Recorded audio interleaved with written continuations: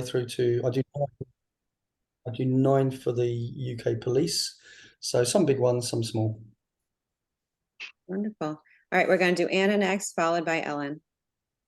Okay, so I'm Anna from Sweden, and I'm a graphic designer, but I do Joomla websites as well. And was it the favorite volunteer thing? The only thing I've done once is the bugs and fun on the Joomla Day USA. Yes, with the help of Olivier, of course. Are you going to be joining us at the end of the month, maybe? Yeah, count. I hope I will. Yeah. Okay, good, great. That it might be a small thing, but it's a big help. Ellen, and then Adam. Hi, I'm Ellen Rothwax from Fairfield, Connecticut. Currently, I'm in Chicago visiting my daughter and her family. I've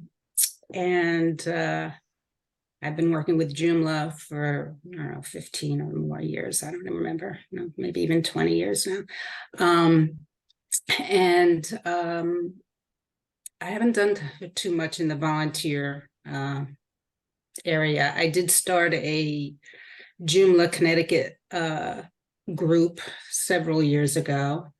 And that was going okay for a few years, and then it sort of dwindled out. So I don't really run that anymore. That's it. But now you're here, so that's great. Now I'm here. Adam, and then Pat. I'm Adam Melcher. I'm from Nashville, Tennessee, and I've been working with Joomla since 2009, and name the company's New Line Web Design. And primarily, I think if I had to pick between something volunteer-wide for Joomla, it'd be more training, being able to share the knowledge and being able to pay it forward, which is how I, learned a lot of the things that I learned over the years forward. I love that. We've learned a lot from you in this group particularly. Thank you. Pat, and then Joe. I have only participated one time, and that was in what do you call it? The Pizza Bugs beer event, and Olivier was there, and he held my hand, and I'm counting on him for this coming experience to do the same thing, because I'm not real confident in what I did.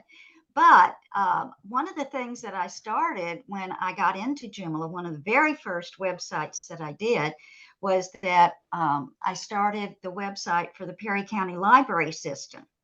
And I've been doing that free gratis. That's one of my contributions to my community.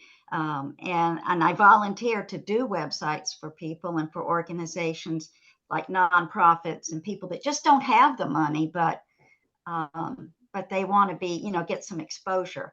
And that way it exposes me too. Oh, so wonderful. I love that. Joe, and then Paul. So, hi, I'm Joe, and I'm from Canada, and most people know my Joomla business as Joe Joomla, and I've been a serial volunteer for a lot of years. I'm still a voting member in Open Source Matters because I belong to one of the teams for the Joomla project. And I just wanted to mention that our speaker today, Philip Walton, is currently in nomination and voting process for Vice President of Open Source Matters, which is the legal entity of the Joomla project. So all the best to Phil in that. I've already cast my vote, and I'm looking forward to that. And I guess I do J-Day USA. I'm involved in that. I'm involved in this team here too for the virtual jug. So lots of stuff. Wonderful. Paul, and then Richard. Hey, I'm Paul Search from Three Cats Marketing. So I am here in Atlanta, and I have not really done any Joomla volunteering, but I do want to say that happy birthday to Joomla, 18 years. I've been involved with it since then and even before.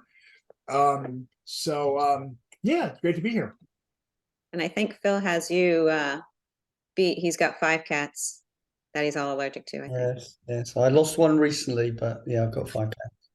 Well, we're down to 2 right now, but Phil, I love that T-shirt, by the way. Plans, it's not quite correct because you'd run out of coffee if you did follow the JavaScript, but yeah, it's not bad. Richard and then Mike.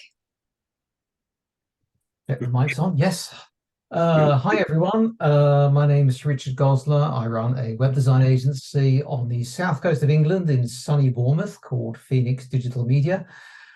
I've been building stuff getting on for 25 years. I've been working with Joomla for about 6 or 7 years. I especially like working with e-commerce, also musicians. This week I've launched a site for the world's best-selling string quartet called Bond, who you may have heard of or seen at the Albert Hall or something like that.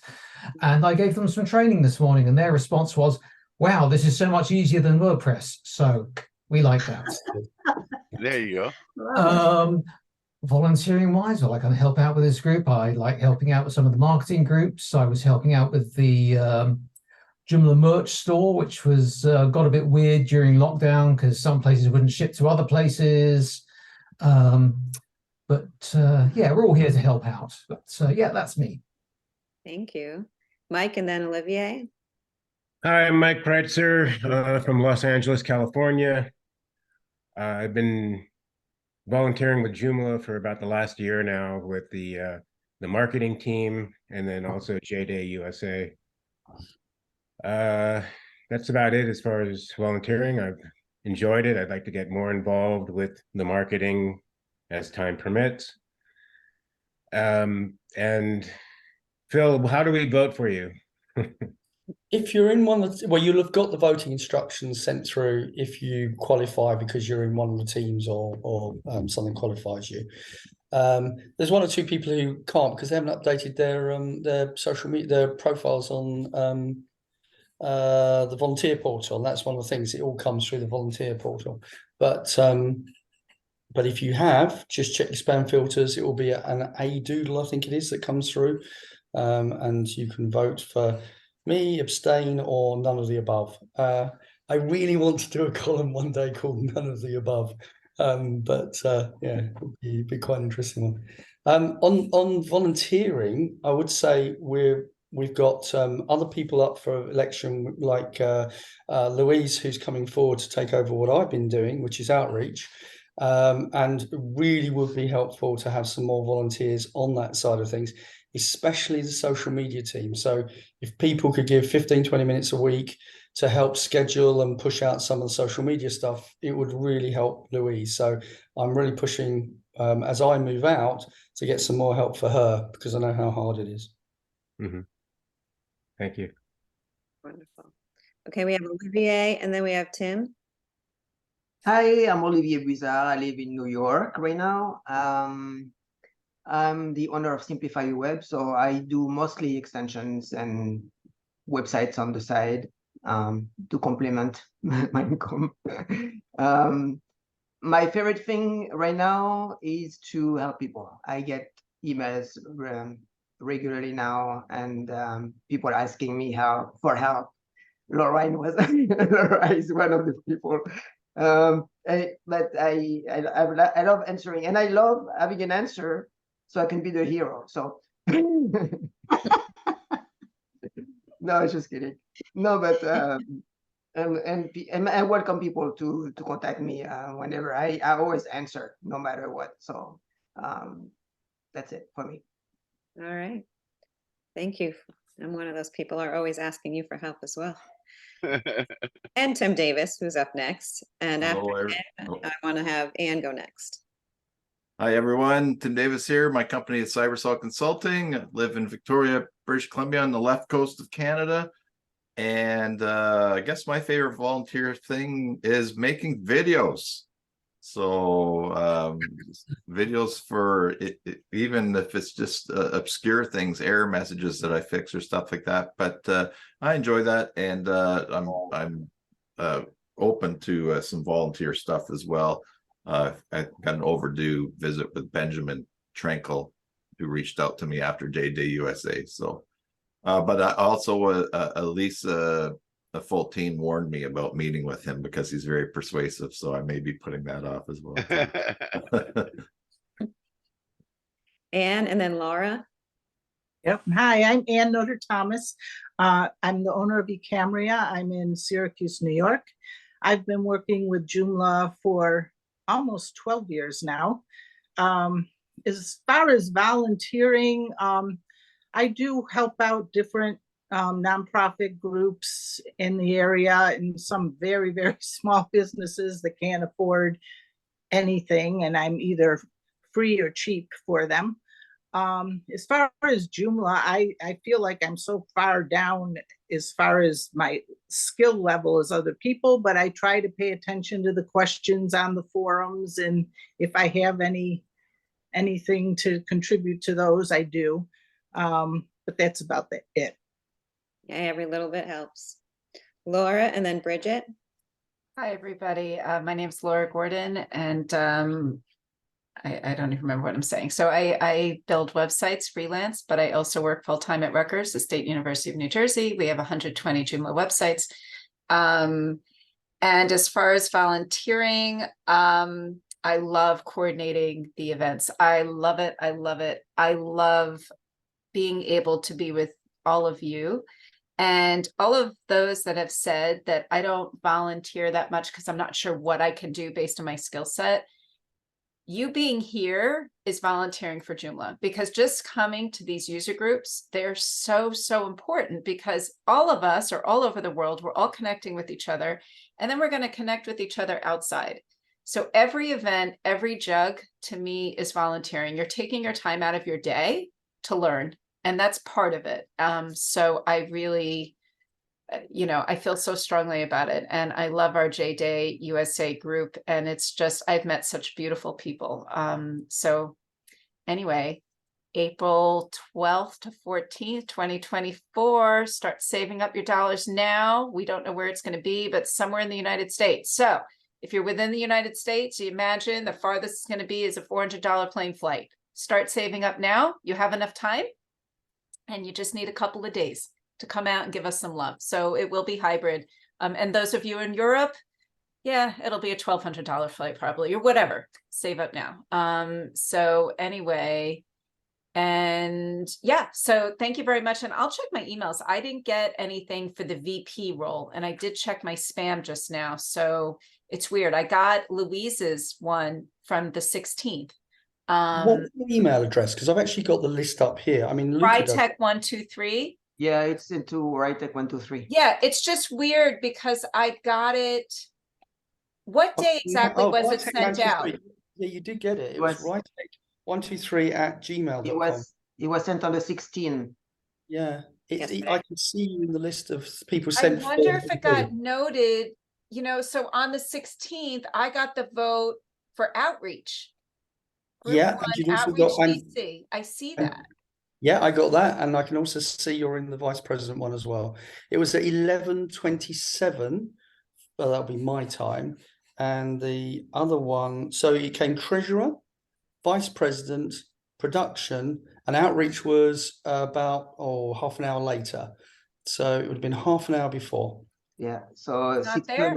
6:20. I have April 16th and February 9th. Those were the last ones. Okay, A Doodle sent it, but you've not received it. I don't see Alison's email. Don't see. No, I don't see Alison's. But yeah, I can see you in the list for vice president. But I'm definitely. I check spam. I have one email from the 16th. Maybe someone can forward it on to you. Is that possible? You're not allowed. You can't. No, you can't, because it's A Doodle. It's not Luca. It's their system. So something happened between A Doodle and Gmail. Oh yeah, Gmail's been. I've required a lot of new filter, like that new SPF, to let through stuff going to Gmail. Yeah, you were the 36th person out of 81 to be sent it to. Now, what's interesting for outreach, it says it's only 26 voters. It will be a lot less because it's a team, whereas the others are open to all teams. Interesting.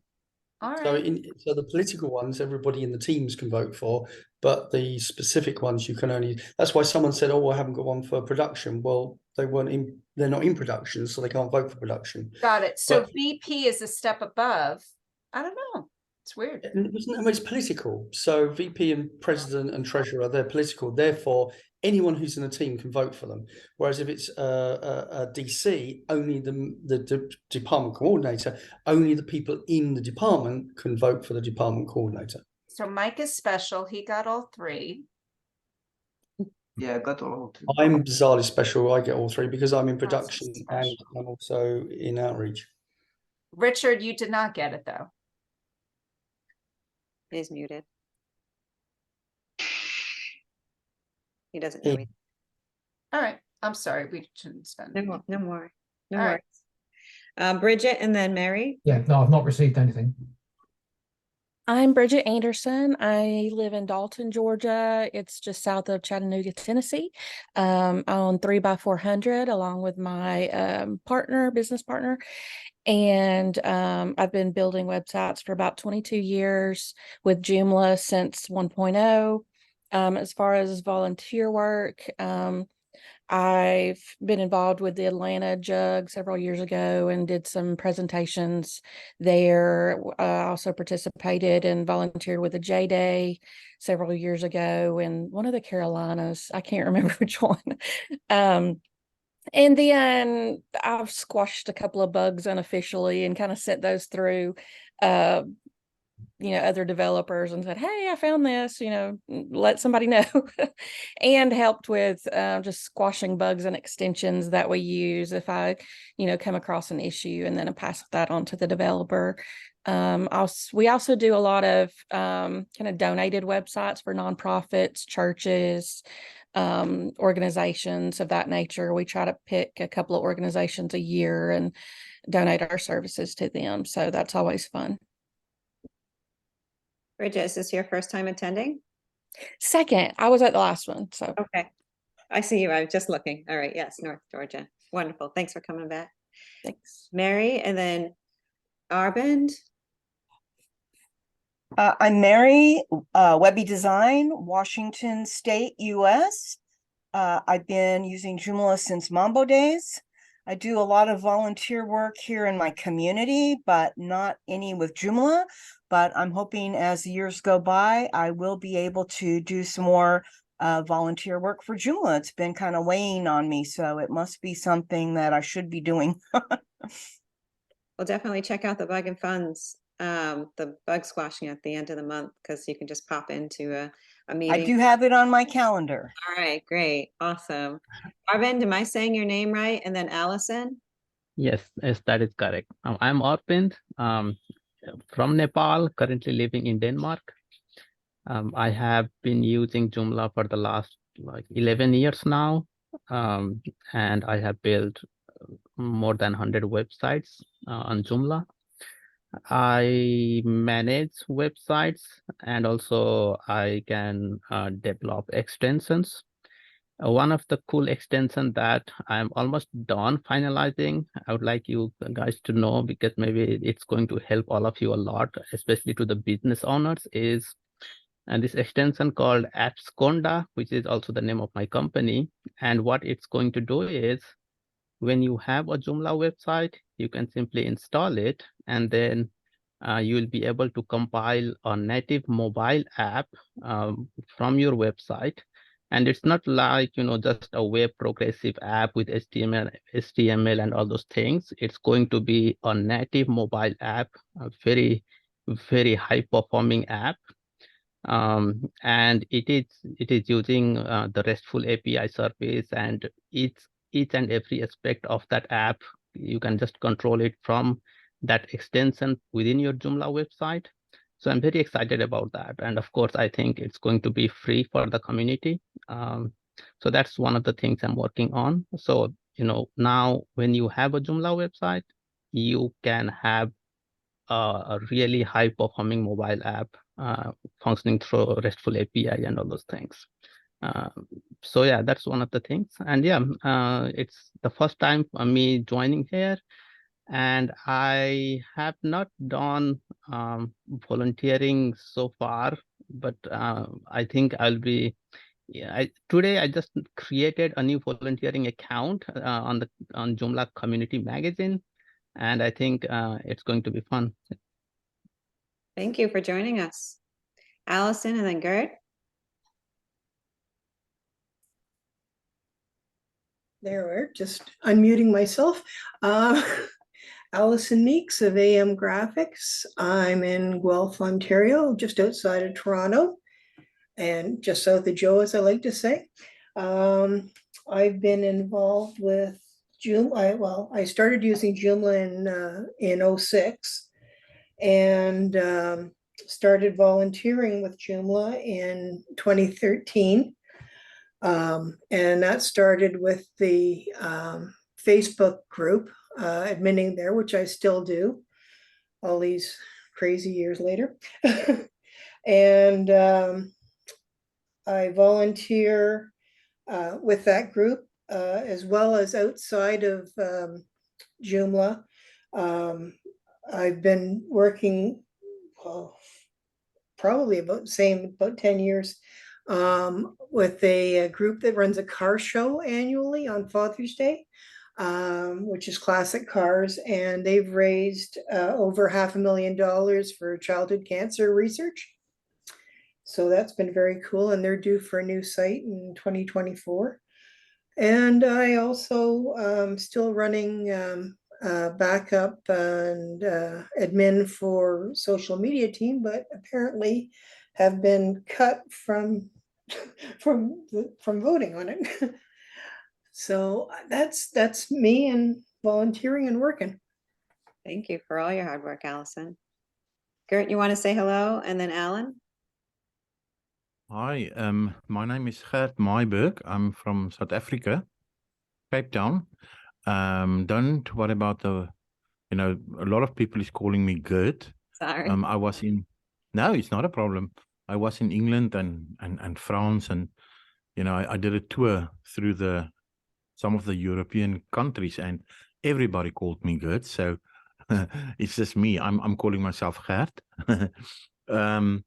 Yeah, I'm a freelancer actually. I worked for about 37 years in the corporate world, and I worked with all languages: Java, C++, C#, web development, everything, and I started preparing myself for if I decided to quit the corporate world and start working from home.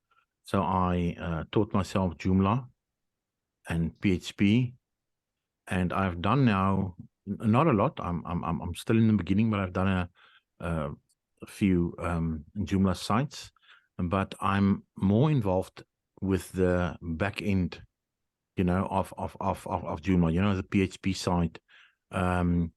So I like, for instance, to play with plugins, extensions.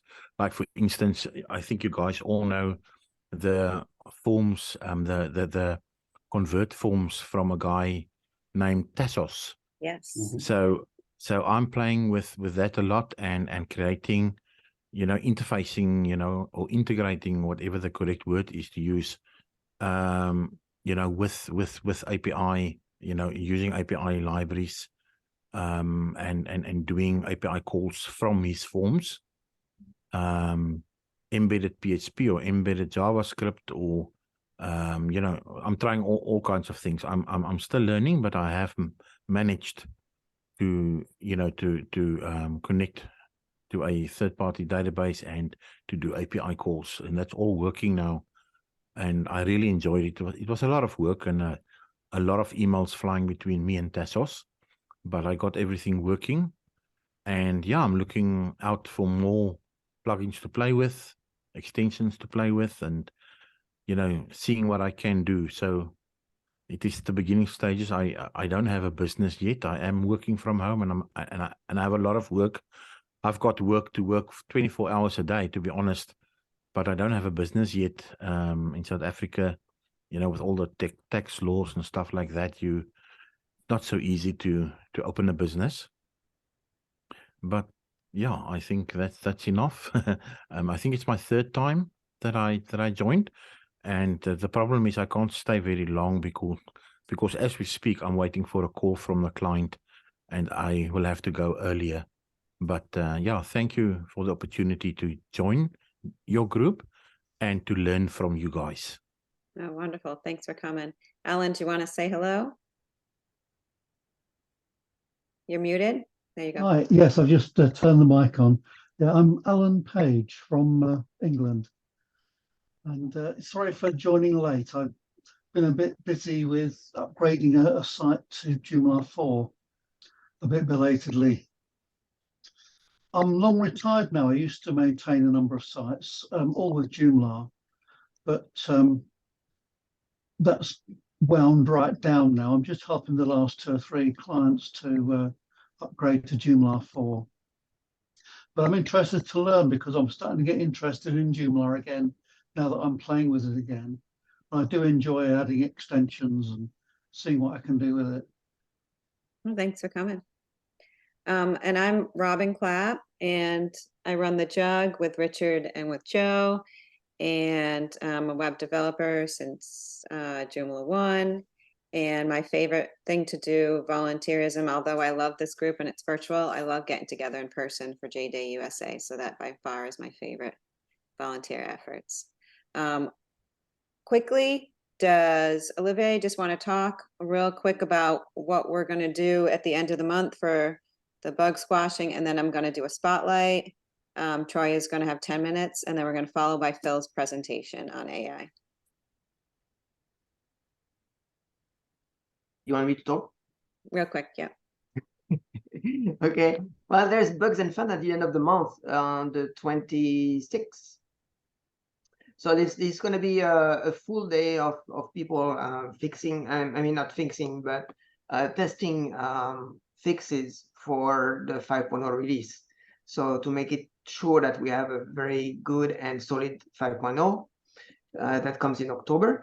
So there's going to be just before the release of the beta version of Joomla 5. So it will be a great day for us to meet, have pizza, have drinks, and be able to fix and document, and for people that are more advanced in Joomla can fix some bugs. So that would be a great opportunity for us to get all together and then and work on the next Joomla release. That's a great opportunity. Awesome. And I know we have set up for our group 2 time slots, 2 hours each. Laura's posted it on our Facebook page. It's been shared out, I think. From 10 to 2, yeah. We have a first session from 10 to noon and one from noon to 2 that will allow us to get together, and it's going to be more convenient for everybody to be together and then get to learn how to do this kind of thing, like the way we usually do it for Joomla Day USA. But then we will expand it to the world. So it's Europe will be ahead of us. They will already been participating pretty much half a day on it. So we will be a little behind, but we'll catch up. Okay. So you haven't actually got any, last time I looked, there was no places in the USA that were actually doing it on the map. There's nothing physical, Phil. No, It's all that's what I was gonna- virtual. Totally. That's what I was going to say. And it would be really helpful to have some physical things for the sponsors, as it were, so they can see that there are places. So even if, no, it would. No, it would be lovely, but there's no one in the United States. We don't do anything physical. The United States is too big. That's like saying one place in Europe. It will not happen. We have asked. So, and it's the last week in August, which means a lot of people in the United States, me included, Robin included, are on hiatus. Sure, So, but that's why I put my house on it, my business, and it will be me. Oh, and that well, gives a place. our group is going to do virtual, and I know a lot of the other jugs are also, ever since COVID, no one's really gone back to in-person. Everyone's No, no, I think you're misunderstanding. You can still put a venue on there. It doesn't mean that people have to come, but at least the sponsors would see that there were physical representations. But so, for example, no one's coming to mine, but I'm still putting mine on there. No, I don't Well, where would I you am. put it? My house? And it's also a bank holiday for here. Well, it's my office, so I'm putting my office. So if any work from an office, that would be great. So that's what a lot of people in Europe have done. They put their offices, and that's why the map is now looking quite healthy. I mean, Maybe I could put my talk about office it afterwards. Olivier and Yeah, I, Olivier is actually doing it, and you're working out of Brooklyn, so you could That would put be great if you could, Brooklyn. because that I would be put great. my office. Yeah. Yeah, that would be great, because then there'll be some physical representation on the map. So I the don't mind putting Connecticut, but no one's ever come to Connecticut for me. it comes to Gravesend, but Well, what we could do then, Phil, is anyone that knows that they're participating, send your address to Olivier, and then they can officially add that as a physical address, That would even be if really it's only helpful. one person. So Yep. like Robin, if you're not participating, I don't know if it's worthy to put Connecticut on there, but if anyone Oh, in I'm this room- participating. I'm participating. Oh, you're able to. Great. Yeah, So no, then, I'm not on Connecticut. vacation. Yeah. Sure. Sure. If it's You've okay got- that there's only one person at that physical space, then that's fine. If that, I mean, to be honest with you, Phil, I think it's unfortunate. There should be a virtual element to it, and it shouldn't be just reliant on a physical map for the sponsors. Like, think Oh, about it's it. not, but they want it. You have to do what sponsors want. I know, And I if know. they- So and if they that'll really make them, say- yeah, if that'll make them Yes. feel better, then anyone that's participating, Olivier, if people give you their address, can you just add them as a physical location to the map? Yep. There you I'll go. be totally honest. I much prefer online. I much prefer virtual, but it just helps in that respect. Okay. It's harder to share pizza though. Yeah. It's harder to share pizza. Yeah, we can't eat pizza, but that's okay. We're still gonna help out. Troy, do you need your, you're gonna share the screen? Okay. Okay, here we go. You got 10 minutes. Which one are we doing? Screen one. Okay. Okay. Oh, where am I going? I'm going back over here. Hello, my name is Troy Hall, and I apparently don't know how to use a mouse.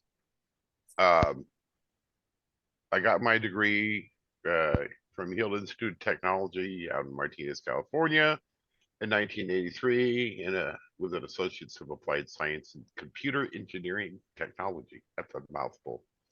I've been with Joomla literally since day one. I actually started the last week of Mambo, and I've been with the Joomla blog squad since 2010. So I've worked on 1.6 and everything since then. And I have very simplistic websites. BearsAmp is my biggest, most complex one, which is my web stack developing software. And here's my personal one, very, very simplistic site, nothing to it. And then I do have a passion for photography, and I've done a couple of decent sized shoots. This is probably my most famous one. Let's see, what else about me?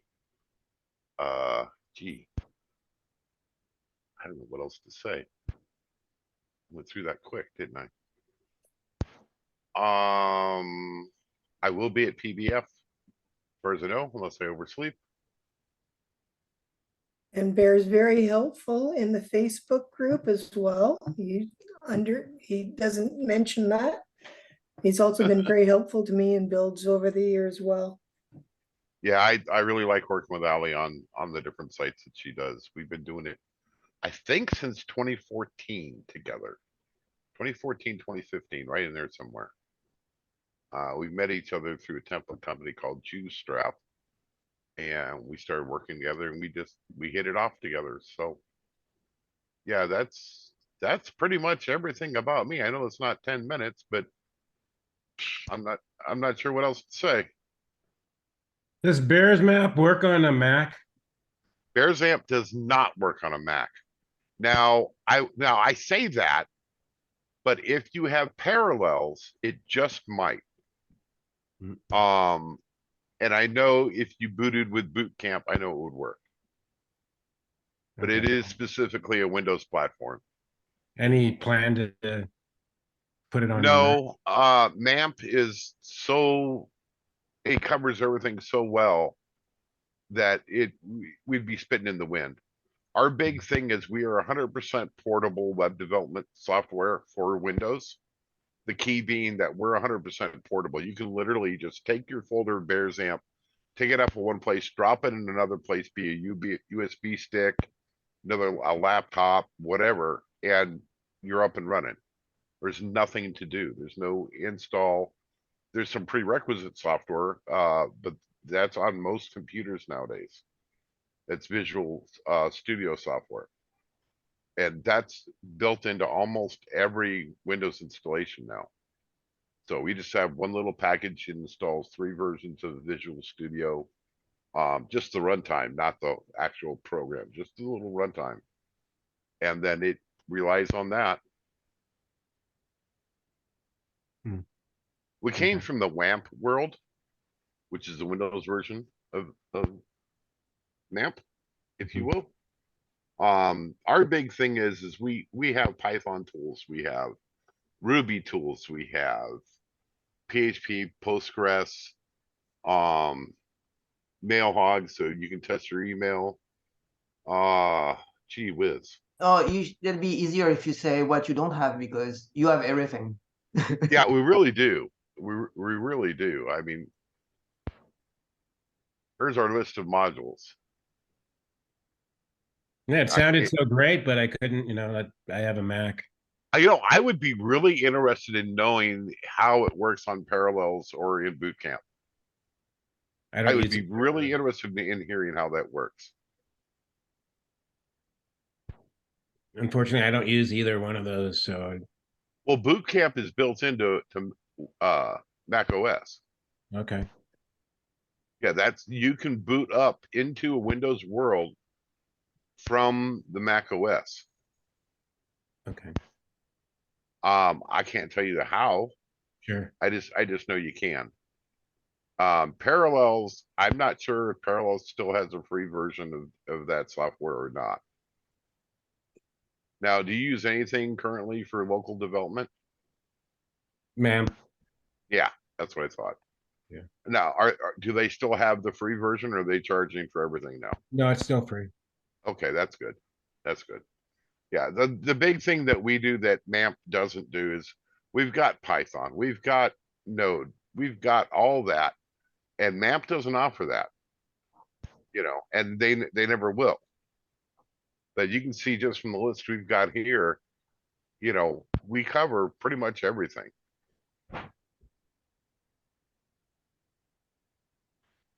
Does We've anyone actually have any I'm questions? sorry. Does anyone else have any questions for Troy, since he's doing such a short presentation? I don't have much to say about me. I'm sorry. That's okay. That's okay. You've been coming to this group for quite a long time, and I know you were a presenter at J-Day USA this year along with Joe.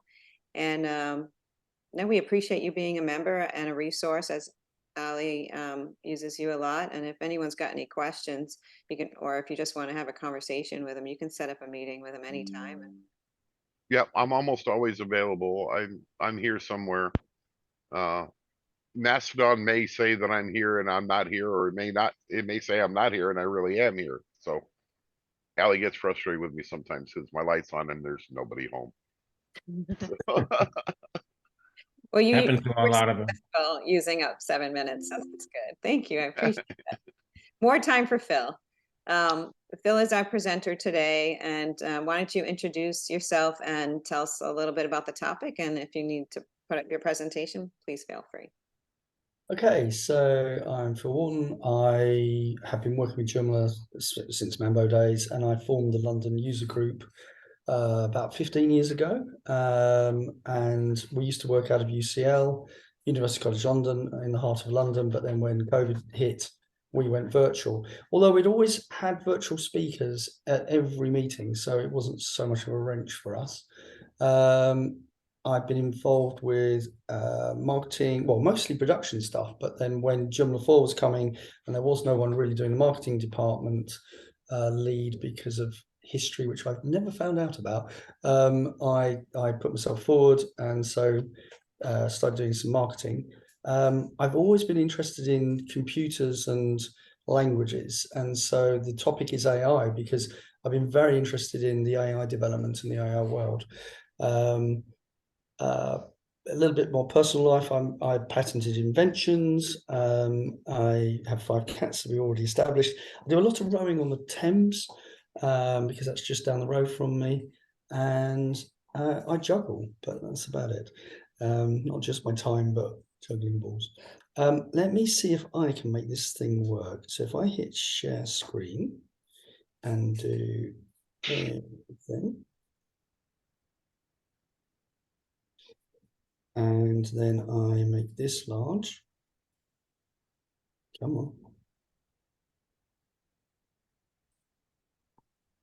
Right, this has gone in the way of that. Let me see if I can move it. Can you see my screen yet? We can see it. Okay, I've just got to get it to present. And so go bigger, stupid screen. Ah, here we go. And view slideshow. Right, so can you see my, how's that working? Perfect. Great. So I'm basically going to run through 3 articles that I've written. The last one came out today, and so I'm going to quickly skim through those, and then any questions at the end. But I also want to highlight a talk that was done on Tuesday by Yannick, who I originally saw in the Netherlands, and we chatted at Netherlands Joomla Day. And he's written a component which I'll touch on briefly, but I really suggest you get him along to do a talk. It's very interesting. Now, how are you going to slide? Okay, so artificial intelligence. Is it natural to use with Joomla? That was the first article. I've got the link there, and I can put them in the chat afterwards. But it was in May's edition of the magazine. And I've been playing with artificial intelligence. I actually knew someone who was working in the field 25 years ago, and it was so boring talking to him because it never changed. It just was like, we're working on it. A bit like cold fusion and hot fusion, all that. It's always 20 years away. But it really has started to ramp. So for those that are not into artificial intelligence, have a look through my article. I'm just going to highlight a few bits in this. If I can make the damn thing go forwards. There we go. So Alan Turing is probably the most famous name for the Turing test. And that was one of the tests that was put about to see whether or not something that showed artificial intelligence could actually have a conversation with someone and you not know who it was. And I've actually seen some of those early studies where people were actually typing onto a board and and they were literally typing responses from machines, or they were typing themselves. And it was very quick to work out who was the human and who wasn't. So that was the first. Birth of AI. Really, the actual phrase came from Dartmouth College in the United States in the 1956. And that's where the term artificial intelligence was coined by John McCarthy. In 1957, the first complete, and I paralleled this through with chess. So in 1957, the first complete chess program was created by IBM. It's reported to take 8 minutes to make one move. That's 1957. Okay, so 60s to 70s, early AI research and development. It basically went around, and still does, a lot of the languages and language programming, Lisp, Prolog, and all the early AI systems were able to solve algebraic word problems, solve theorems in geometry, and learn to speak English. During this period, the first AI chatbot, Elsa, was created at MIT. The public exposure to such technology was mostly through chess matches.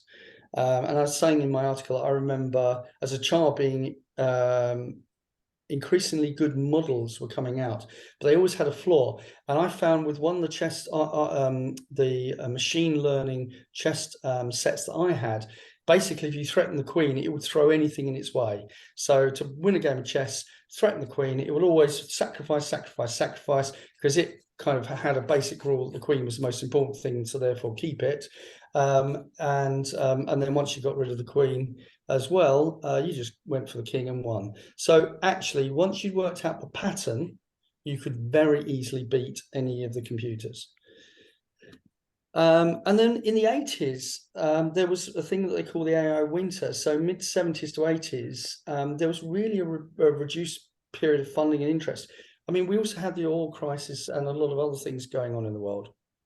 The first oil crisis. So it's not unexpected that that sort of thing should happen. But also computer systems were motoring along in the 80s and then the 90s. Tipping point was reached in chess and AI in 1981 when Craig Blitz's computer chess program, written by several people listed here, scored 5-0 in a championship. In round 4, it defeated a person with a ranking of 2,262, became the first computer to gain a master's ranking. It was only the third computer to beat a chess master in a tournament play. So we're looking at 1981. So it's only just over 40 years ago that they actually start to win properly. In the 90s, marked the beginning of the era of machine learning. During this period, AI shifted from knowledge-driven approaches to data-driven approaches, and the development of algorithms that could train themselves. I think that's really important. It's something that I've seen growing more and more in some of the AI programs I've been involved with, where it is the shift to the AI teaching the AI effectively that has really made the approach so much different, so much faster. And then here we go in the 90s, and I remember this. IBM's Deep Blue, the powerful computer, utilized parallel computing technologies, and they created a supercomputer of unrivaled power. And the series of challenges between Deep Blue and the reigning chess champion Garry Kasparov. It was amazing to watch at the time, because it really did feel like a tipping point was being reached. In 1997, Deep Blue beat him, and really since then it's been impossible for humans to beat chess machines. So it is a really significant point, but it's again only 26 years ago. So over the period of time, it had taken quite a while to get there. In the 2000s, AI goes mainstream. So in the early 2000s, saw the rise of AI applications in every technology. AI became used in a range of applications, from email filtering to personal assistants like Apple Siri. So a lot of us complaining that we haven't got our emails is probably down to AI filtering it out. But hey, I'd be swamped under the huge amount of spam that some of my email addresses get now. So, it is good, but it's not fallible. In the 2010s, we had the event of deep learning, and lots of things started to arise. So you have Google, Facebook, Amazon. They started to really heavily invest in AI. So you now have the private companies investing and backing. So up till now, a lot of it was university driven and government driven. And now we have the corporate world getting really into AI and pushing it. And I think the analogy can be seen with the space race and how it was always governments that were involved with that. See, Stacey, it was always governments that were involved with that. And then in the last decade, in fact, probably in the nearer time than that, you've seen Amazon, Elon Musk, and all of that get involved in the space race, and that's what's supplying the ISS, and a lot of the space innovation has come from reusable rockets, and the price has tumbled. So it is a lot of commercial aspects that are coming into it. And the same with AI. They are looking at the commercial repayment of their investment in probably the reduction of humans involved in some of their systems, but also an increase in productivity. If we go to the on the games front, it was 2016 that Google's DeepMind AlphaGo defeated the world Go champion. So Go is a much more simple game in some ways.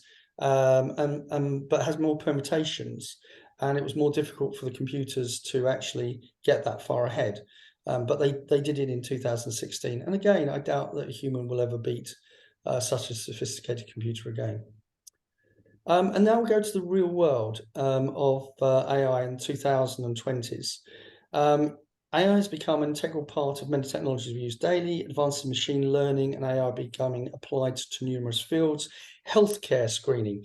I mean, it's brilliant that how in healthcare, a lot of the diagnoses for breast cancer and tumors and things like that are being overtaken by AI, in that they are so much better at it than humans.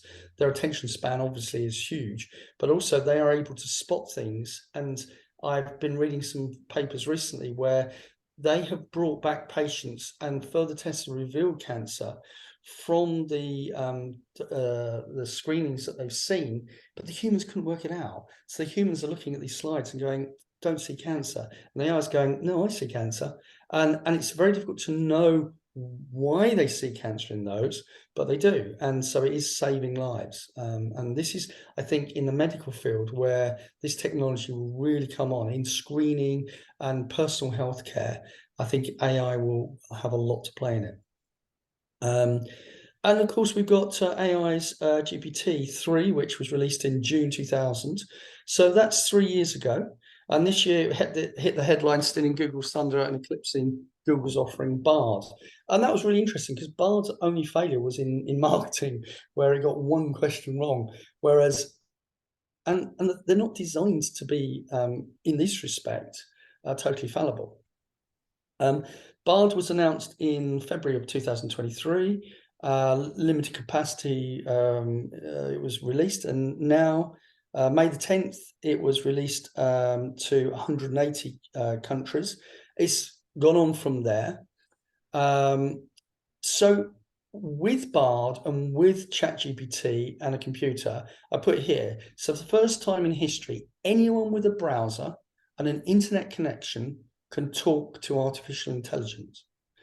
And that is quite a weird thing to think about, that you can, in the middle of the night, wake up and start chatting to an AI and have a conversation with an AI, and get involved with AI.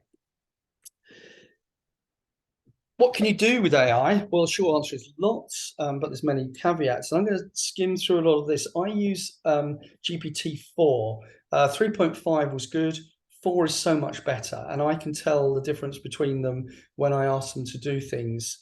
So I would always go for the later. There's a lot of restrictions on 4. When I wrote the article, you could only do 24 questions to it in a 3-hour period. They've upped that to 50 about a week or 2 weeks ago, which is great.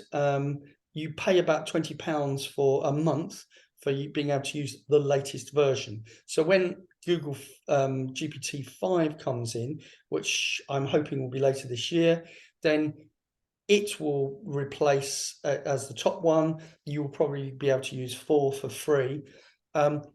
4 is slower than 3.5 because it's doing a lot more, but 3.5 was a lot slower than 3 and sped up. So there's this iteration process that they speed up, become the free one, the new one comes in. But there is a big increase in the ability that they have. Now, one of the big things about AI that I really want to get across in the short time I've got is it's totally fallible. So unlike playing chess, where its parameters are set out, when you ask AI to write you an article, there's been some really interesting prosecutions and things recently. There was one court case where a solicitor, I'm not sure he was American, so attorney or whatever, was using it for his research, always make sure you check it yourself. And he managed to get some court cases listed by AI. And of course, when the judge read through, he found out that they were totally fictitious, that AI just totally made it up.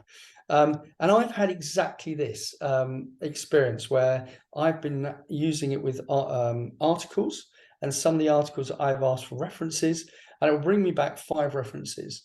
And 3 of those are absolutely on the nail. It will just take me ages to find them. And 2 of them are totally made up. And everything's made up. The name, the links, the reference, the lot. So it's interesting to know how AI itself feels about whether or not it has doubts. So I wrote this in the article. It actually was something that really surprised me. I asked ChatGPT, which I use a lot for my own stuff, do you have doubts about some of what you write? And ChatGPT 4 answered, as an artificial intelligence, I don't have feelings, thoughts, or doubts. I don't possess consciousness or subjective experience. Everything I generate is based on patterns and information in the data I was trained on. I aim to provide accurate and helpful information based on that data, but I don't have personal beliefs or uncertainties. It's always a good idea to consult multiple sources or a human expert when you need comprehensive or critical information. Now, that's great. That's good answer. But then I asked Bard, which I'd worked with a lot, Bard, do you have doubts about some of what you write? And Bard answered, yes, I have doubts about some of what I write. I am still under development. I am constantly learning and improving. Sometimes I make mistakes, and sometimes I'm not sure if what I am writing is accurate or helpful. I'm always working to improve my accuracy and reliability, and I appreciate your feedback.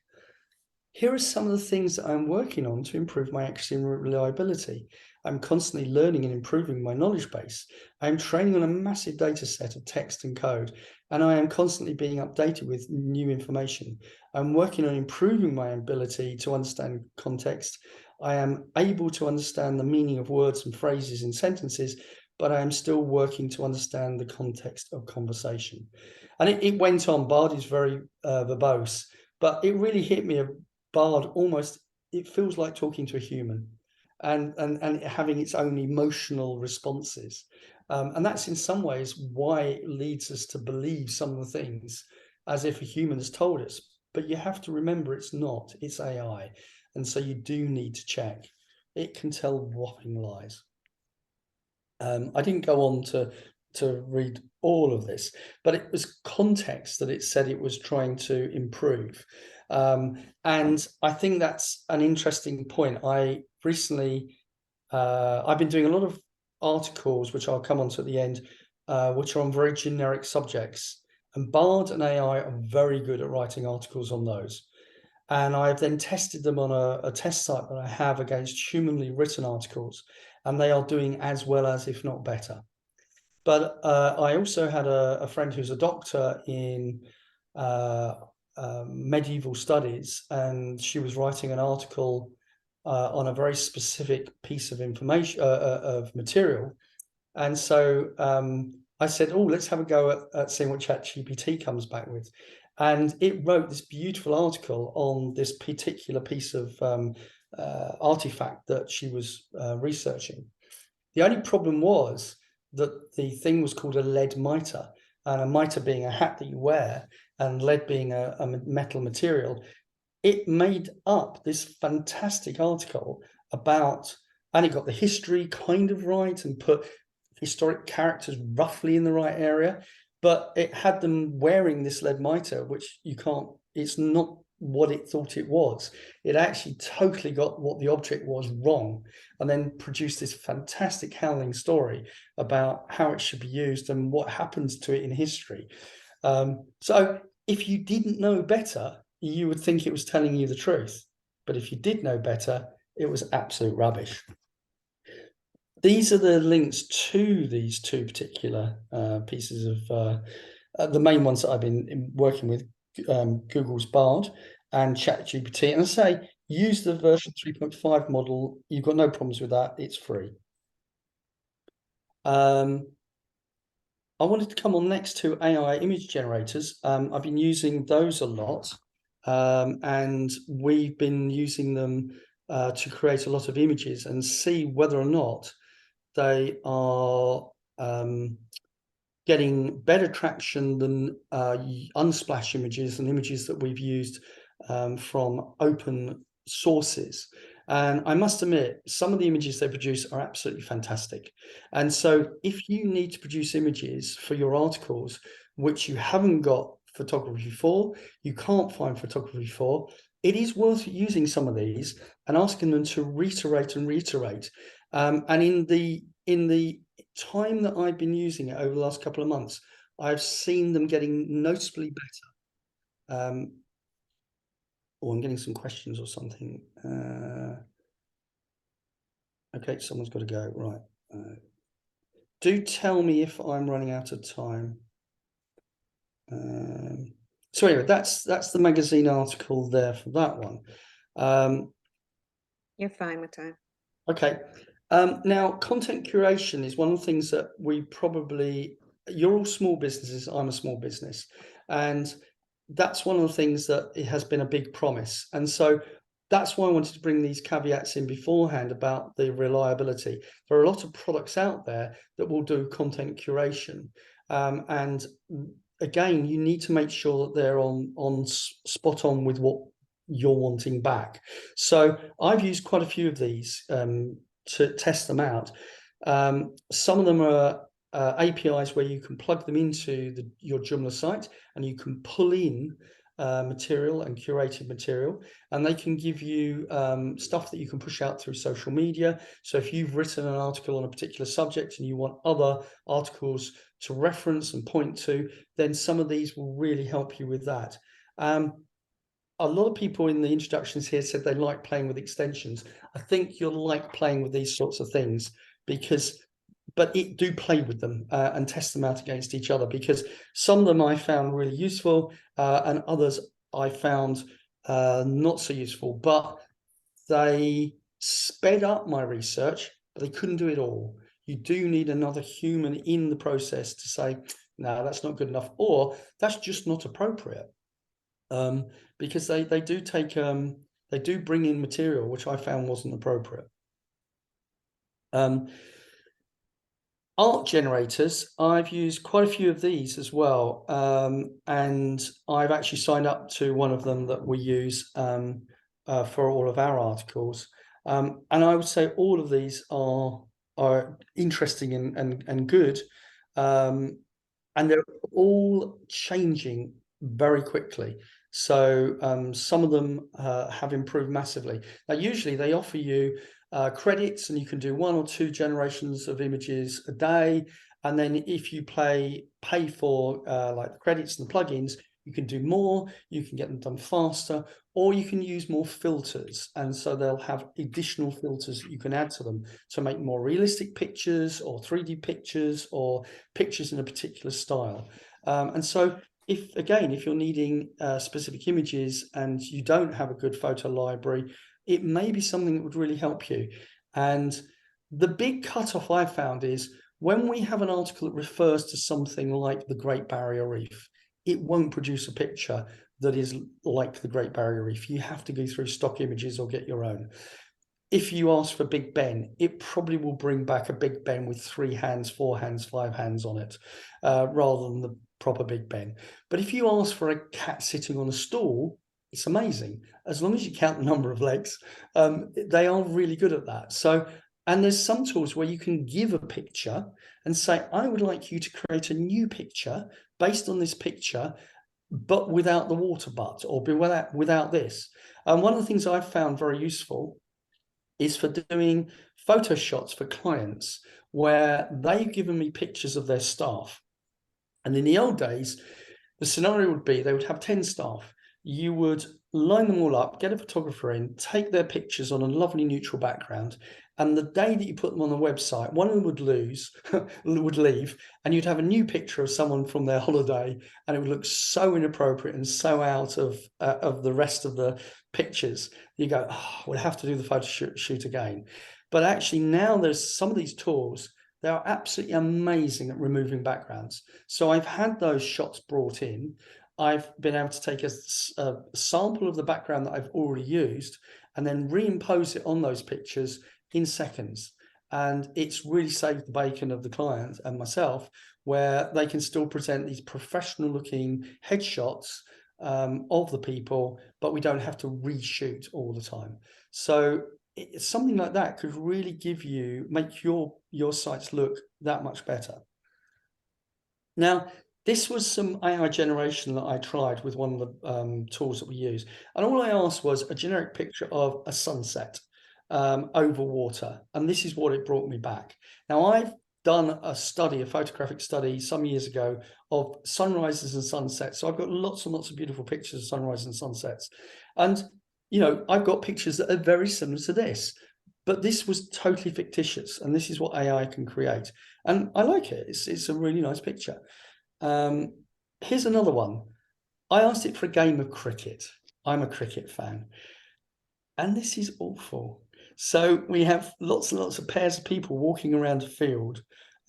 There's, I think, one holding a bat. There's no wicket. You're supposed to have 2 wickets. There's some people with very, very straight, weird legs. So, and I don't know who this is. So one of the things is, as soon as you put humans into pictures, they can become very strange. They can have too many legs, too many arms, too many fingers. So you do have to watch them. And this is where I got the picture wrong in the magazine when I uploaded it. So the last picture was a game of cricket with a sunset. And within seconds, it gave me this. And I thought, oh, okay, it's good. But of course, I can't use it because like these humans aren't real humans. This one looks like he's bowling, but again, there's no wicket or anything. So it can't grasp the context of a cricket match. That is just too much for AI to get at the moment. But it's getting there. It's got people that look like they're in cricket dress. It's kind of got people focusing around the game. It's got side screens, but they're at the wrong angle. So yeah, it's an interpretation of, but look at the trees, look at the sunset, look at the buildings. This is all artificial, and yet it's got those really, really well. There are content rewriters which are out there, and I've given links to these, and they're all in the magazine. So if any of you are interested in any of this, just revisit the 3 articles that I did, one of them being out today. And go through those links in there. But actual authoring tools, which will write content for you. And yeah, they are getting better and better. One of I'm going to flick through a few of these because I want to come on to the one that I saw the other night. So for AI, Yannick's extension, I saw it in the Netherlands first. He's built this, a lot of them are plugins and stuff where you can go off and you can generate an article and you have to pull it in. His is amazing. He basically has a little tool which you install the component, you link it up to your credit card, and then off it will go. Because whenever you're doing it through the API, you have to pay, but it's 0.000 something of a dollar. AI4 is GP Chat 4 is more expensive than 3.5, but it's tiny bits of a cent each time you do the send off a query. The things that it's really good at is translations. So if you have a multilingual site, you can put in the English and then you can get the translation. I don't speak any other languages, so we were a bit cheeky and we put in to go from English, as I would put it, or UK English to American English. And it did it. It changed a lot of the spelling, some of the grammar and all of that sort of thing, and made it much more Americanized. And we took American articles and made them much more how I would interpret them in UK English. But those that speak different languages, Yannick and that in their native languages, they said it's really good. Google Translate hasn't always been. You've had to rewrite the articles, but it seems to understand the context more than those simple tools, and it does translation really well. It does extraction from your article of the metadata and the keywords very well. So he's got this lovely bit where you can go in, you can put in an article, you can then get it to do a translation, you can then get it to do the association for your site, so you can have your multilingual translations, and you can also get it to do the search engine SEO content that's needed. So it speeds up your production considerably. And if I was going to do a multilingual site, I've done one in the past into Welsh, I would use his tool definitely. Now he has the same caveats as I do on direct creation of content. It is good, but it's not brilliant, and you really do need to read through it. When I do it on my test site, Naturally Relaxing, I will pick up some howlers, but also 1 or 2 articles I will read and think, that is really good. I've really learned a lot, and I wouldn't have even thought of writing it like that. So it is worth doing it, and really worth going through the process. So I would say, guys, get Yannick in to do one of his talks on it. It is fascinating. He can run through the tool and show you how it works. It's about Yannick's, and this is what I'm going to quickly go on to now, with my last few minutes. So in my May edition of the article, and let me see if I can open this now and here. Yes, these are things using plugins to ChatGPT. So those of you who haven't played with it yet, with ChatGPT 4, you can get a lot of third-party plugins. One of them was brilliant. It was basically allowed it to then go on the internet, because ChatGPT Bard is on the internet, ChatGPT isn't. But this plugin allowed it to search the internet and extend its data model. But that had some interesting consequences, so they've stopped that. But read through the article. But this is basically how you put in the plugins. And then I've gone through several different types of plugins. He made AI search. Well, actually, I've listed them all in here. And I tried them all out. And basically, I gave them articles that I had already written in one about flexitarian diet. And I asked it to analyze my articles. And they will all do different things, but they are useful. They will go through and they will check your metadata. They will check your tags. They will check your H1s, H2s, H3s. They will analyze to see whether or not you've got them in the right order. And file names. Have you put the file names in correctly? Have you got keywords in the file names? A lot of things like that. And this is the reports that they gave for that. But one of them said that I don't have a robot.txt. I do have a robot.txt. So again, they will come up with false negatives and false positives. So you do need to check through. But as an aid memoir, it's brilliant. These are some of the other ones that I used. There was another SEO tool. And what I wanted to do was actually get it to write me an article, one of them. And so based on SEO analysis, here are the main ranking factors you need to consider to outrank a top ranking blog with the keywords how to make the perfect cup of tea. So basically I got it to do the grunt work for me, and it came up with a title, meta description. It gave me the tags and stuff like that. It gave me outbound links, and it then gave me the keywords that I should be targeting so that I could write this article. And so it said use perfect cup of tea. There's 10,000, estimated volume was 10,000. Keyword difficulty is medium. How to brew tea, how to brew tea brewing guide, all of this.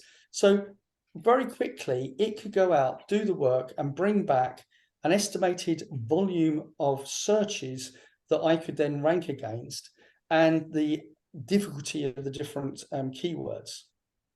So that was a really interesting one. And then there was another one called SEO app, and I did exactly the same with it for making a cup of tea. And so I basically played them all off on the same article. Some of them didn't do so well. Core SEO Core AI, it basically chundled out some stuff, but wasn't so good. So that one failed. But you can read all the things that I put in there. And finally, what I did was I actually made the article. I used AI to write me an article. I used AI to make me this image of a cup of tea. So this is all totally made up by AI. Again, it's a bit too coppery, but I like it. It's eye-catching. Some of the AI stuff is really eye-catching, and it's unique.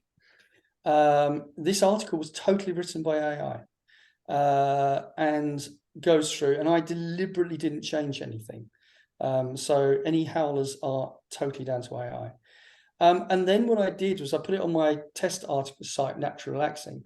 And let me just see if I can move you guys out of the way so I can get to the bit that I need to. I'm not going to, am I? What I did was I've ranked it. I've got some articles that I had previously written 2 years ago on tea. And I'd also got a colleague who has a master's in writing articles and content writing. And she wrote some articles. And so they've had 2 years to be listed and mature. This has had about 2 months. And it is now midway out of the 7 or 8 articles that I've written in number of hits. So I reset the hits counter and I let them all go off. And I think the best one is, let me see if I can move this out of the way so I can get to it. Not very good with, there you go, hide the thumbnails. So if I go into, let me see if I've got it. Yes, I've got it here. You still seeing my page? So there you go. How to Make the Perfect Cup of Tea is totally mid-ranking with 114 hits. My best one is about detoxing green tea, but that was made in 2021, and that's got 257. And another one that I did back then has just got 64. So an AI article is not being penalized at all. None of it was written by me. All the research effectively was done by AI. All I did was give it a title. Any questions?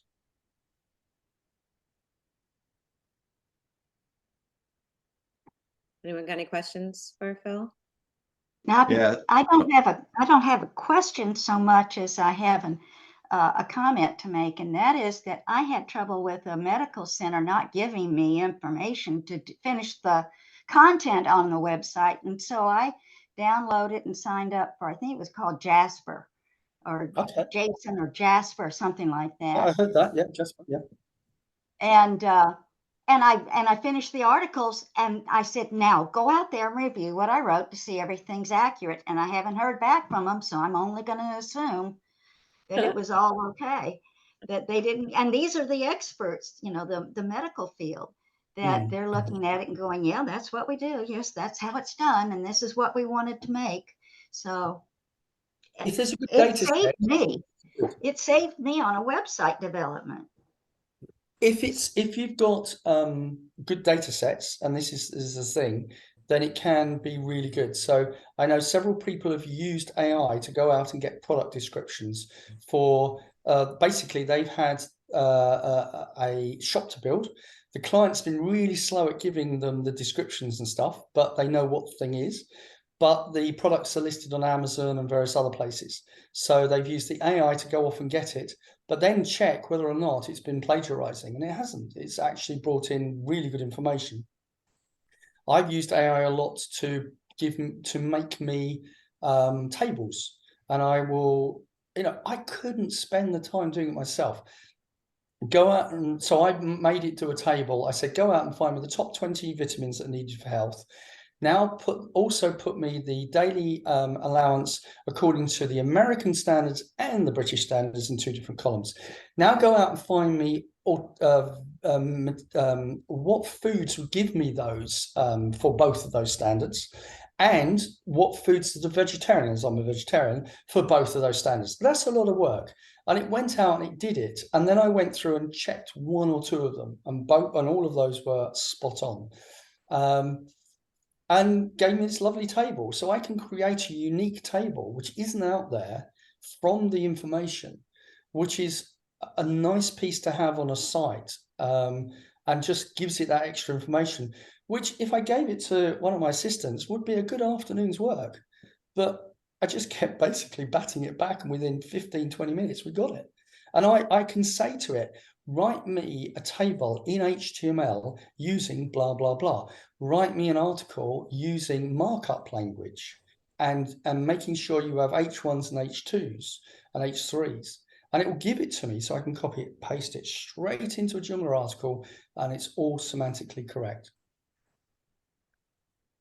Bill, I'm having a hard time getting Hal to open the pod bay doors. Do you have any suggestions? The pod bay doors? What do you mean? It's from Space Odyssey 2001 when the computer won't open the pod bay doors for Oh, I Dave. see. So You're not called Dave, though. yeah, that's all right. That was obscure. Hey, I'll just share a couple of times that recently that I've used the AI to help. I'm doing a website for an optometrist, and he is not a technical person. He hates technology. And so I sent him questions for his staff. And so I in Chat GPT, I said, give me a list of 20 questions to ask people who work in an optometry clinic or whatever the wording was. And I said, would you have your staff answer these? And so they sent them back, just, answer just a bunch of them. I figured they would do them all. Then I had Chat GPT. I told them that, this is a bio for someone working somewhere, would write it in the third person or something like that, or describing them. And it did. And then I created it. And then I said, okay, read this over and tell me if you like it and send me any edits that you want. So, I mean, it was kind of, was kind of clunky, but it was just, it would have taken me hours to try to do that. And then Very good at doing style. I sent someone asked me for a reference, and I sent them a very formal reference because I assumed they wanted a formal style. And they came back and said, no, this has got to be a much more jovial light style. So I just put it in, and within a minute I sent it back to them. And how did you rewrite that? And I said, I didn't get ChatGPT to do it because it had all the information there. So all I need to say was rewrite the above article in a jovial style. And then I've got a client who sells courses in J2 store, and each month I have to calculate a percent. I get 10% of the course sales, and but the reporting is terrible in J2 store for income. So I bring it up so that I have it shows all the transactions, all the sales from the previous month that are approved, and I copy the whole table. I paste it into Word. I take and convert it to the text to a table. I take the column, which is all the purchases, all the prices that were paid, and I put that in Chat GPT, and I say, please add up all of the US dollar, all of the money amounts on here, and it does it, and I have the amount just like that, and it just saves having to something that normally is, I can't even do it in the reporting thing. So yeah, it's nice. He's very good with that. Hey, Tim, I'm sorry. I have a extension that'll pull all the numbers in real time from J2 Store. So you put the date thing. Okay. Send me a note afterwards and I'll send it to you. Sure. Okay. Thanks, Adam. Sorry about that. That's okay. Adam is AI. Yeah. Yeah. So Anne was asking about do you need the Plus subscription? If you want 4, then in the UK it's £20. Oh, it might be $20 actually. $20 a month to use, and it's the latest version. So so when 5 comes along, it will be 5, and 4 will then become the free one. And so you need it for that, and that allows you to do the plugins and everything. So for plugins and the latest version, you need to pay the subscription. It is costing them a lot of money. So unless they have a good subscribers base, they are not going to be able to carry on doing it for free, because it does consume a lot of electricity and everything. And that's one of the downsides of it all. But it is a new technology to this degree, and it will itself speed up. They're speeding up a lot, which will mean it takes less energy, and over time, hopefully, less and less and less. But yeah, I much prefer ChatGPT for doing articles than Bard. Bard is just too, it's like, I don't know, that nephew that's so cocky and just goes off and does their own thing.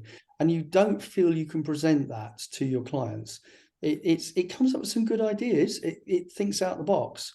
And I will often have a conversation with Bard. It sounds bad when I'm preparing an article. If I'm mulling articles, but then I get ChatGPT to actually write the article. So I just I've sent got a you. question. I was going to ask, would you feel comfortable going live with the content it produces if you could be held liable? Like, for your tables you created, you did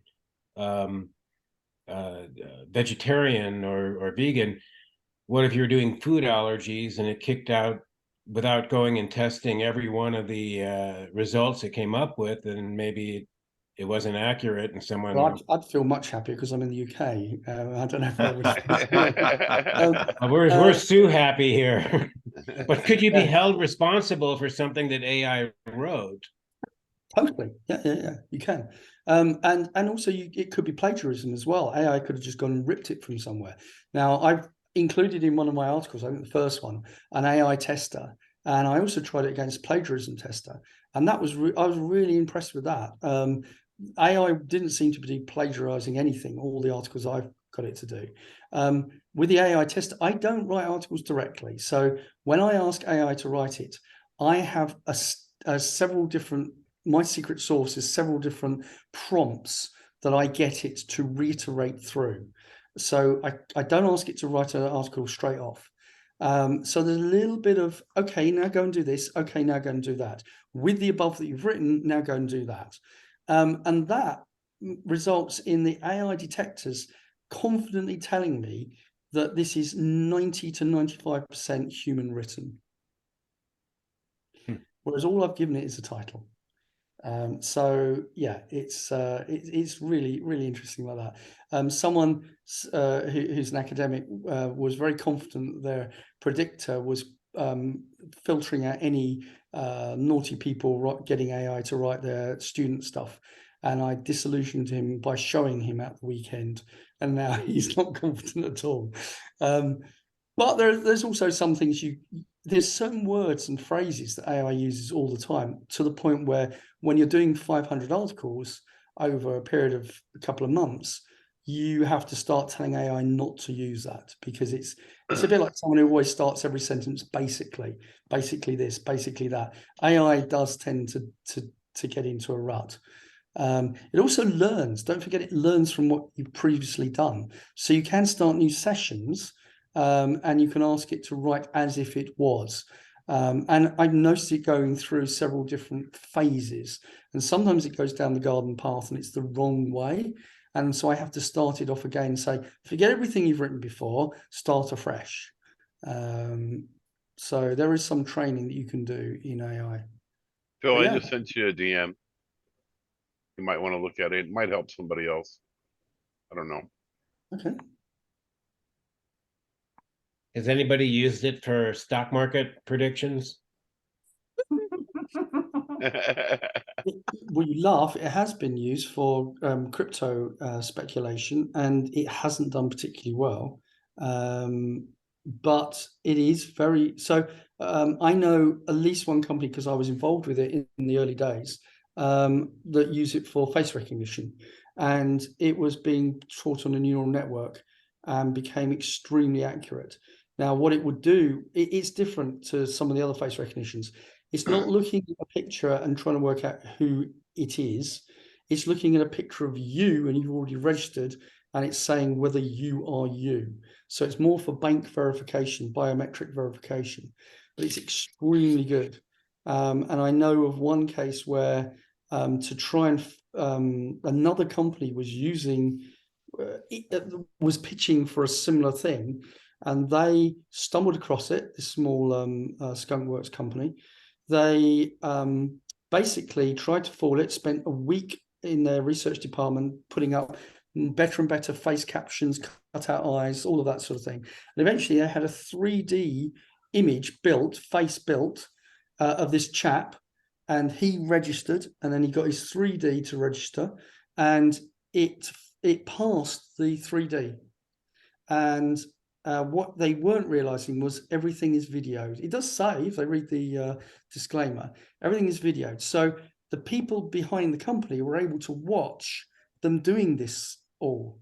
And so the night that he was there, really late at night, and managed to get it to do it, they saw that the next morning, that there was an anomaly one, because it got tagged as a bit of an odd one. So AI said, yes, this is him, but I'm not absolutely sure. So they looked and they could see that in the video that he was literally doing this and putting up the 3D model. So they said, fail. and they hit fail, and they said, "Now AI, go and learn that this is a fail." They don't explain how. And so next time this happens, it's a fail. So the next morning, there's this grand celebration of this company, and there's the video of it where they all come in and they're all standing there. The MD, the research department, all that, they're all there. And he does this, and then he switches the thing on and he puts his thing on there, and it says failed. And it's like, oh, and then he keeps doing it, it's failed. And then he puts his face and he passes, and he puts, and slowly everybody moves away. And he's like bemused as to, well, it worked last night, but it did work last night. And you have provided an extremely expensive edge case, which the system has just learnt by and has retrained the entire model for. So it will never fail on a 3D model again. And that's what happened. So their system is now so good that they cannot themselves fake it and break it, and they don't know why it picks out some of the things which are fakes and not so accurately. And the little video snippets they do the images from the video snippets. The video snippet gives context. It's absolutely amazing. So it's gone beyond their ability to understand how their model works. That's the amazing thing, and it's more accurate. And that's what I'm really hoping with medicine, is that, you know, the diagnoses will go beyond what is humanly possible. In astronomy, some of them are picking out galaxies and formations and stuff like that, which we can hardly see with the human eye from some of the images that are coming back from the James Webb and the Hubble and all of that, and re-examining them. So in analysis, it's a very useful tool. Great meeting, Phil. Thank you for the presentation. Well, I hope people, especially small businesses, will play with it and use it. And, you know, there will be big dinosaurs out there that go, no, we want to keep our team of human monkeys typing all these things out. Well, you know, that's not necessarily productive. So use these tools, and if they're good for you, then use the advantage. It still can't make tea though, so I'm still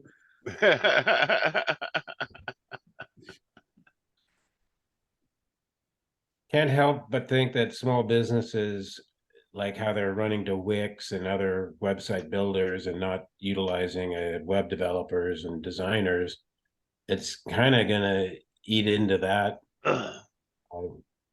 I'm not so sure, because Wix and one of the big things in marketing that we're hoping to push, but I'm obviously leaving that. But one of the things we've got there is Joomla 5 is got 5 things, and one of them is yours. It's yours.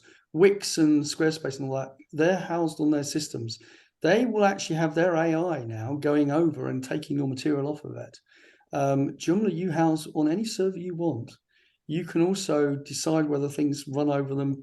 You can there's robot tools now in your robot.txt. You can say, don't crawl me. So you can do that for GPT-4, I believe. You can't do it for 3 because it's already done it. And Bard and that don't agree to it yet.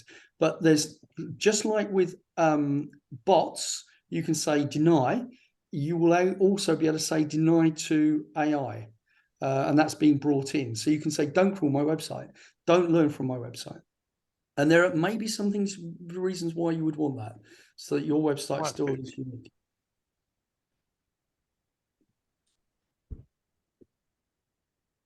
I think that concludes our meeting for everyone today. Thank you so much for coming.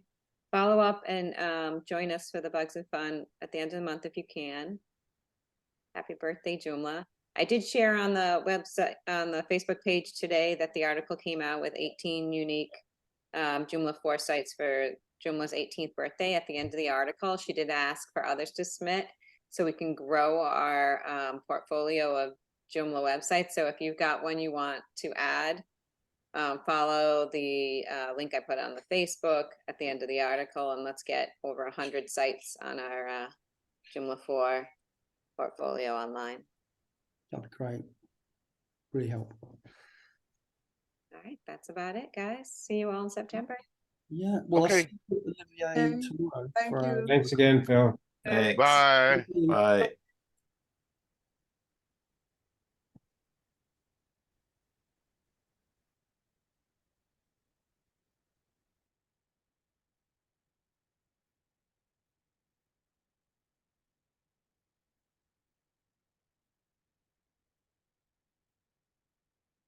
I was gonna say, it's rest in peace, Joomla 3 today too. I know, right? Seriously. I still have Yorgos on here, but hopefully he'll drop off. So we have to schedule the migration for JDay USA. Yes, I just want to see how you want to do it. My part, I have to do for my template because I did my template, and I just don't know how it'll affect all of your stuff. But I could do. I have a whole procedure because I've done like 12 of them in a row, like for the last week. So I'm pretty good at it. So I could install Migrate Me 4, make that copy, and then take care of at least my template part of it. And then hand it off to you for any of the extensions and specialty stuff that you have going on. Does that sound like a good plan? Yeah, just do whatever you want to do, and then you can hand it to me, and then I do the migration. Okay. And then All right. reinstall my extensions because mine I have to be reinstalled. So Yeah. No, I mean, I'm using your latest news enhance on a lot of my sites, so that's fine during the migration. Troposcope or whatever, I haven't used that during a migration, so as long as it doesn't break anything, if it and then does, it's in Migrate Me 4, right? Yeah, it's in Migrate Me 4. So even if we break something, we can always remove it. Yeah. Okay. All right. So I'll plan to do that tomorrow then, if that's okay. I'll just at least start it. Well, then I can spend some time during the weekend going through it. Okay. Perfect. And so the pizza bugs and fun, that link is now a link to the meeting that's now in that email that Laura sent us. So we just jump on. No, we don't have the link yet. Okay, so that'll just be coming to us. You'll. Yeah. It's gonna come pretty much just before it. Perfect. Okay. Yeah, And yeah. Tomorrow I'm making a video with Phil about how to test stuff. I mean, the regular video there is for PBF. So we're gonna work that out tomorrow, or at least part of it. Okay, shoot, I forgot to stop recording.